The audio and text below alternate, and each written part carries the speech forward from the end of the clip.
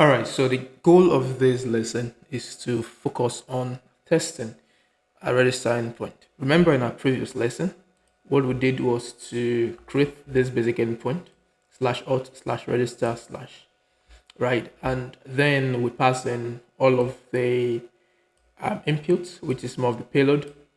So basically, we get this output, right? So our goal today is to test it in an automated manner. So we don't want to be coming to Postman to test all the time, right? So we'll still be doing more of, testing on Postman and testing automatically. But for the case of this tutorial, we're just focusing on testing automatically, right? So basically, what we have now is that we can basically say the name of the test case. Majorly, right? I think this is the first test in this lesson.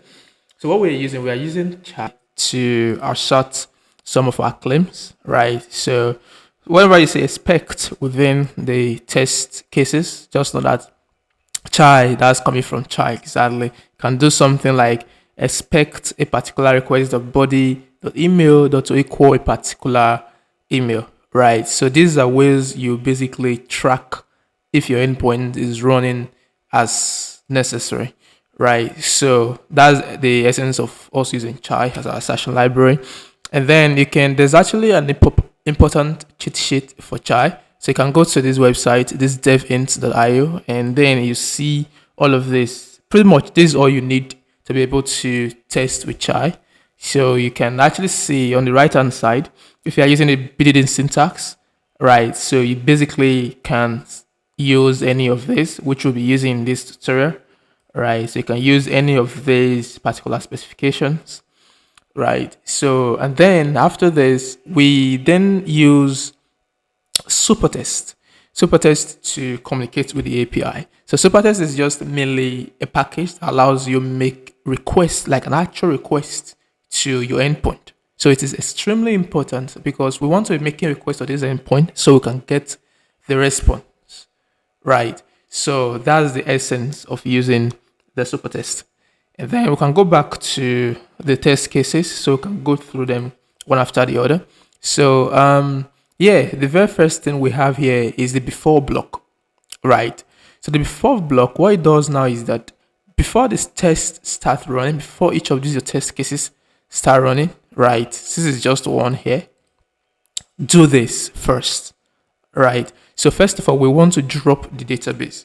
So the drop in database is just a function. I'll open it up. So what it does is it checks if it's in testing environment, if we're actually testing, then it just await for database sync. So this await database sync, what it does is basically it waits for 1 second just to make sure that all of the models are properly synced. And then what it's going to do is going to sync the model with using false true. False true basically is just going to override everything within the model. So this particular attribute is extremely dangerous. It's not supposed to be used in production, but just testing, right? So because it can actually delete everything, all the entries you have in your model, and just revert it back to the initial state.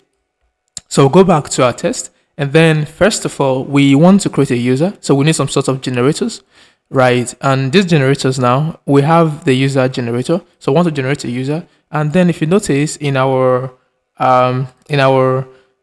Postman, you can see that we have a user here that is already created. We have username, email, first name, last name, phone number, and then the password, right? And then in the user generator, we have all of similar attributes. All of the properties are here. So we are using Faker to generate different emails every time we call the user generator function, right? So we use faker.internet.password to do this. So Faker is just, this is actually the new Faker you can use. But then before this, we normally use a different package, import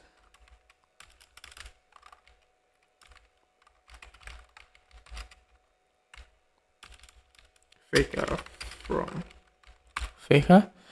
Yeah, so that's what we used before. That's the package we're using, but something happened to the developer, and we could not the repo was actually deleted, or if you, yeah, the repo was deleted totally.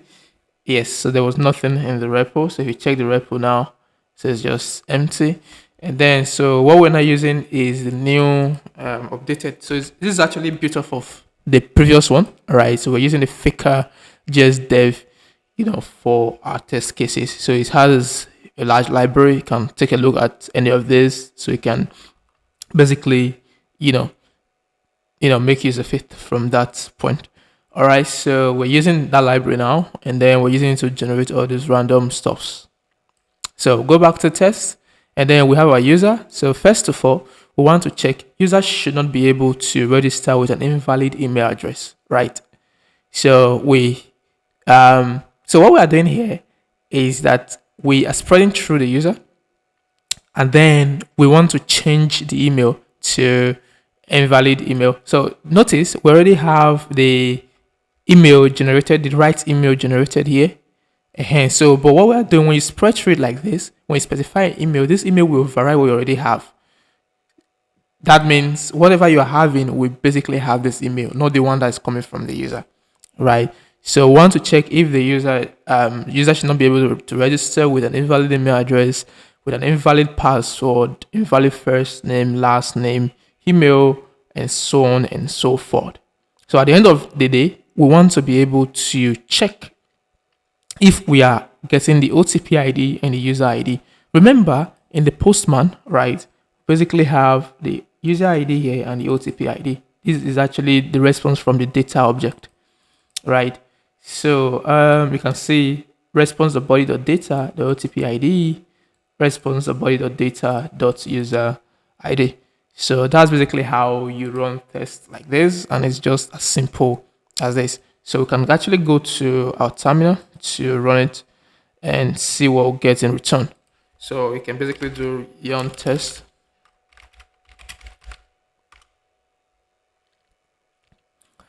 So you wait for it to run. So it's trying to sync, and then after syncing, it should be able to run our tests one after the other. You can see that all of the tests here, they are running successfully, and several of them is passing.